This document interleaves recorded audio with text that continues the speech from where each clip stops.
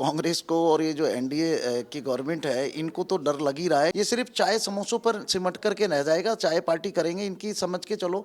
देश की जनता और हम लोग तो ये मानते हैं कि ये चाय समोसे की पार्टी है और ये जल्दी से चाय समोसों की पार्टी को खत्म करने वाले हैं। कांग्रेस इतनी भ्रष्ट हो चुकी है कि 800 करोड़ रुपए अभी तक कांग्रेस के सांसद के घर पर निकल रहा है। इनकी जो इंडिया है, गठबंधन है, वो कोई भी सांसद, कोई भी आकर के गठबंधन का साथी, कोई भी आकर के नहीं बोल रहा है कि हाँ ये जुर्म है। कांग्रेस के राष्ट्रीय अध्यक्ष होकर के आपने कोई एक्शन नहीं लिया, आपने कोई बयान नहीं दिया, आपको शर्म नहीं आती? हाल ही में हुए 5 राज्यों के चुनावों में भारतीय जनता पार्टी ने 3 राज्यों में प्रचंड जीत हासिल की, जिसके बाद महागठबंधन और भारतीय जनता पार्टी की नजर आने वाले लोकसभा के चुनावों पर है।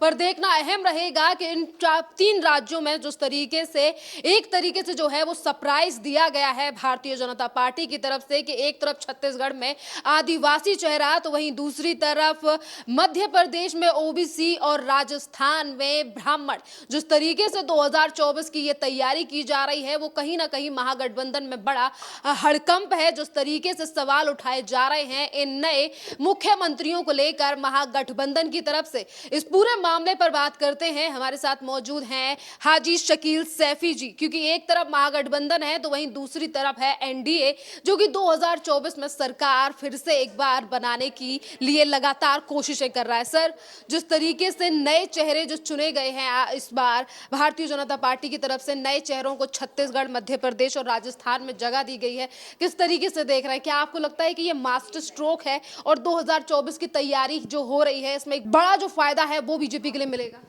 बिल्कुल, ये बहुत बड़ा सबसे पहले तो मैं जितने भी हमारे तीनों स्टेट के मुख्यमंत्री बने हैं, मैं उनको वर्ल्ड पीस हार्मनी की तरफ से बहुत बहुत शुभकामनाएं और बहुत बधाई देना चाहता हूं।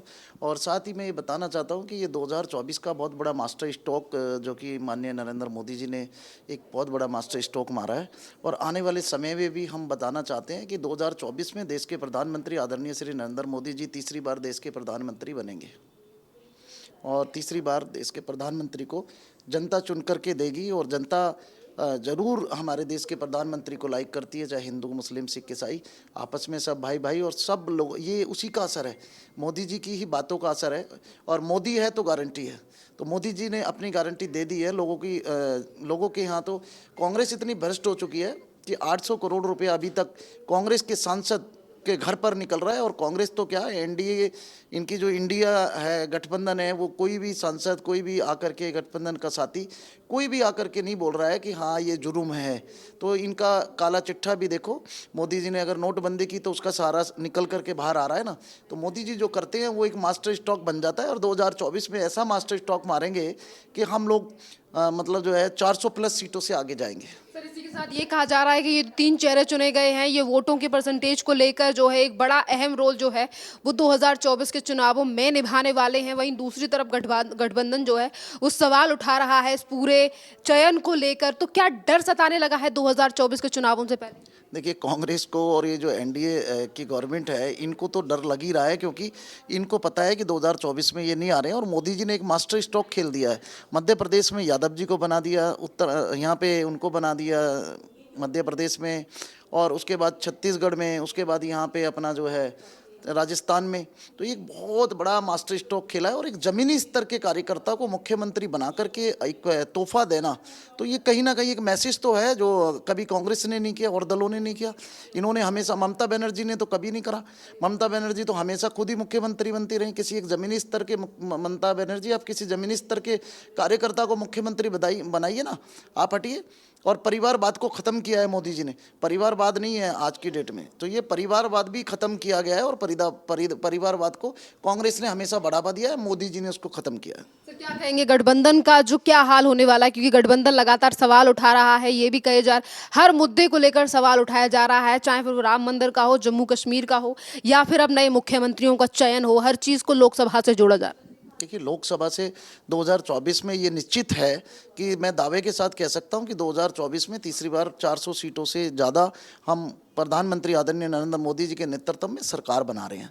दूसरी बात ये है कि ये मुद्दे, ये जो इंडिया गठबंधन है इनका, ये सिर्फ चाय समोसों पर सिमट करके रह जाएगा। चाय पार्टी करेंगे इनकी, समझ के चलो। देश की जनता और हम लोग तो ये मानते हैं कि ये चाय समोसे की पार्टी है और ये जल्दी से चाय समोसों की पार्टी को ख़त्म करने वाले हैं। सर, इसी के साथ बार-बार पे जो है वो सवाल उठाए जाते हैं। राहुल गांधी कहते हैं कि कांग्रेस का स्टैंड क्लियर है, हम जातीय जनगणना कराना चाहते हैं।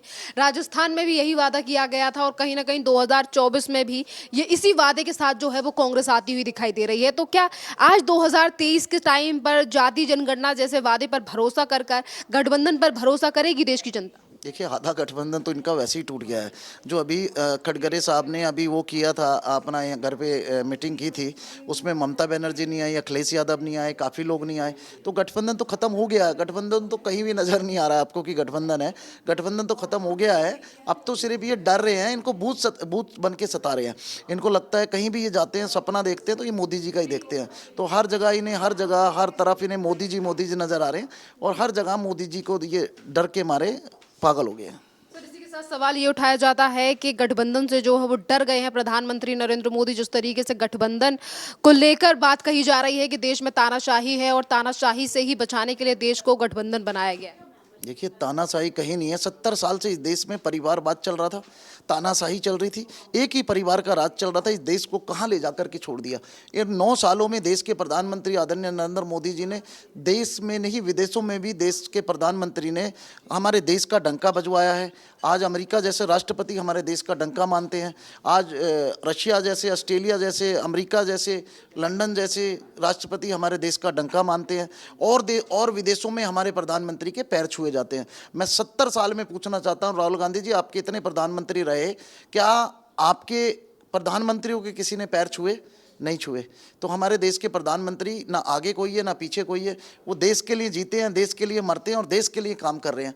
तो नरेंद्र मोदी जी के साथ इस देश की जनता है, और तीनों राज्य के चुनाव में जनता ने दिखा दिया। 5 राज्यों का चुनाव था, 3 राज्यों में, बड़े जो राज्य थे उनमें बहुमत से जीत देकर के जनता ने जिताया है, और जनता ने दिखा दिया कि नरेंद्र मोदी को कितना प्यार करते हैं। नरेंद्र मोदी है तो गारंटी है। सर, इसी के साथ तो विपक्ष ये सवाल उठा रहा है कि ईवीएम का इस्तेमाल जो है इन 5 राज्यों में किया गया है और इसी ईवीएम के सहारे जो है वो 2024 में मोदी सरकार आ सकती है। तो वहीं दूसरी तरफ अखिलेश यादव ने तो मांग तक कर दी है कि ईवीएम ही क्यों, बैलेट पेपर से चुनाव कराए जाए।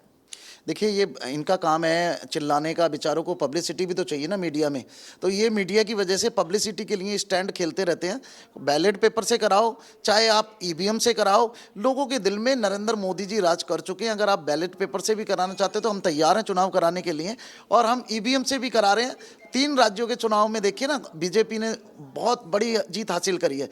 दूसरा, कांग्रेस में भी तो ईवीएम चली थी ना, जो आपने मुख्यमंत्री बनाया अपना केसीआर की जगह, तो तब आपको बैलेट पेपर नजर नहीं आए, तब आपको ईवीएम नजर नहीं आई। तो जो मोदी जी करते हैं तो तुम्हें ईवीएम नजर आती है ना, बैलेट पेपर नजर आते हैं। आप चाहे जनता के दिलों में मोदी जी राज कर रहे हैं, अमित शाह जी राज कर रहे हैं, और बीजेपी की हर कार्यकर्ता के दिल में माननीय नरेंद्र मोदी जी की एक अलग जगह है, इस देश की जनता में अलग जगह है। आप चाहे ईवीएम से कराओ, चाहे वोटिंग से कराओ, 2024 में हम बहुत बहुमत से 400 प्लस सीटों से हम जीत करके आ रहे हैं। सर, आज सोशल मीडिया के माध्यम से जनता की तरफ से एक सवाल जो है वो लगातार उठ रहा है। जिस तरीके से रांची में धीरज साहू के घर से 500 करोड़ से ज्यादा की रकम जो है वो बरामद हुई है। कांग्रेस जो सबसे ज्यादा पुरानी पार्टी है, जो गठबंधन का हिस्सा है, जो ये कहती है कि हम एक पाक साफ सरकार देंगे, एक भ्रष्टाचारी मुक्त सरकार देंगे। आज महागठबंधन धीरज साहू के मामले को लेकर चुप है। तो क्या इस तरीके की एक पार्टी पर भरोसा किया जाएगा जिनके एमएलए के घर से 500 करोड़ से की ज्यादा रकम मिल रही है, और कांग्रेस ने धीरज साहू को पार्टी से निष्कासित कर कर जो है इन 500 करोड़ पर कोई सवाल या फिर कोई प्रेस कॉन्फ्रेंस करके जनता को जवाब नहीं दिया है कि आखिरकार इतनी रकम आई कहां से? देखिए, 500 करोड़ नहीं है, पहली बात वो सांसद हैं, और 800 करोड़ रुपए उनके घर से पकड़ा गया है। ना तो राहुल गांधी ने कुछ बोला है, खाली इन्होंने अपना पल्ला झाड़ा है कि हम लोग पल्ला झाड़ रहे हैं कि हम इसको निकाल रहे हैं। अरे शर्म आनी चाहिए आप लोगों को। आप कांग्रेस के सांसद होकर और कांग्रेस के राष्ट्रीय अध्यक्ष होकर के आपने कोई एक्शन नहीं लिया, आपने कोई बयान नहीं दिया, आपको शर्म नहीं आती? आप लोगों को देश का काला धन कांग्रेस के पास इकट्ठा है। मोदी जी ने काला धन वापस लाया है, और मोदी जी ने जो कहा था कि मैं काला धन निकलवाऊंगा, उसका जीता जागता कांग्रेस के सांसद के घर से 800 करोड़ रुपया निकलना और उसके खिलाफ कार्रवाई होना, ये बहुत बड़ा प्रूफ है। और इन कांग्रेसियों को शर्म आती हो तो कहीं चुल्लू भर पानी में जाए। इसी के साथ तो कांग्रेस ये कहती है कि देश के प्रधानमंत्री नरेंद्र मोदी सूट बूट की सरकार चला रहे हैं, सिर्फ अडानी के लिए काम किया जा रहा है, देश का गरीब गरीब हो रहा है, और अगर एक बार राहुल गांधी या कांग्रेस की सरकार आती है देश में तो 10 दिन में गारंटियां पूरी कर कर दिखाएंगे।